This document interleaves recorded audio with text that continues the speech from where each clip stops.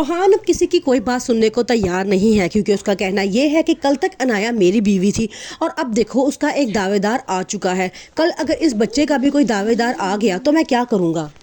असद को अब आयजा पे शक हो चुका है। उसे लगता है कि आयजा कुछ तो है जो उससे छुपा रही है, लेकिन आयजा फौरन इनकार कर देती है।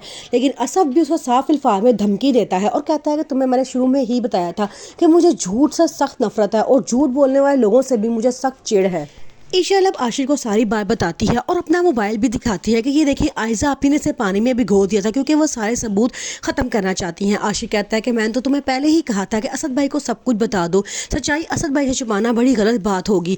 अब ईशल कहती है कि वो उन्होंने नया फैसला किया है, वो शायान के साथ मिल के मुझे और आपकी डिवोर्स करवाना चाहते हैं। जब आशिर ये बात सुनता है तो बड़ा हैरान होता है, कहता है कि अब वक्त आ गया है कि आयजा आपी से दो टोक बात की जाए और असद भाई को सारी सच्चाई बताई जाए।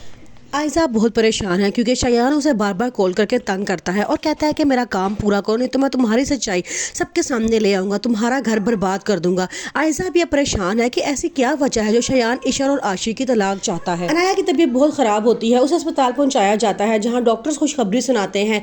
अब अनाया बहुत परेशान है, उसे डर है कि कहीं रोहान इस बच्चे को अपनाने से इनकार ना कर दे। ईशर उसे बहुत हौसला देते हुए कहती है कि तुम परेशान ना हो, अल्लाह ताला भी चाहता है कि तुम दोनों का रिश्ता ना टूटे। इस कमज़ोर रिश्ते को मजबूत बनाने के लिए उसे इतना बड़ा तोहफा हमें दे दिया है। जब रोहान को खुशखबरी सुनाई जाती है तो रोहान बड़ा परेशान होता है और कहता है कि जब तक डीएनए नहीं हो सकता मैं इस बच्चे को अपना नाम नहीं दूंगा। शायान अनाया के घर में अफसोस करने के लिए आता है। वहाँ पे रोहान उसको देख के बड़े गुस्से में पागल हो जाता है, वो उसे मारने के लिए आगे बढ़ता है तो उसे आशिर सब घर वाले रोक लेते हैं और कहते हैं कि तुम्हें क्या हो गया है, ये फौदगी वाला घर है, यहाँ लड़ाई झगड़ा मुनासिब नहीं है। तो रोहान उसे साफ अल्फाज में कहता है कि तुम अभी वापस चले जाओ, लेकिन शायान कहता है कि मैं यहाँ से वापस नहीं जा सकता, ये हम दोनों की बीवी के माँ बाप की डेथ हुई है, मुझे यहाँ पे अफसोस करने तो आना ही था और मुझे अपनी बीवी से शिकायत भी करनी है कि मेरे ससुर की डेथ हुई है और उसने मुझे बताया भी नहीं। शायान एक बिगड़ा हुआ लड़का है, वो अपने बाप से कहता है कि अगर आपने बचपन में थोड़ी सी तवज्जो मेरी तरबियत पे दी होती तो आज मैं ऐसा ना होता, लेकिन अब मैं बर्बाद कर दूंगा उसको जिसने मेरा सुकून बर्बाद करने की कोशिश की है।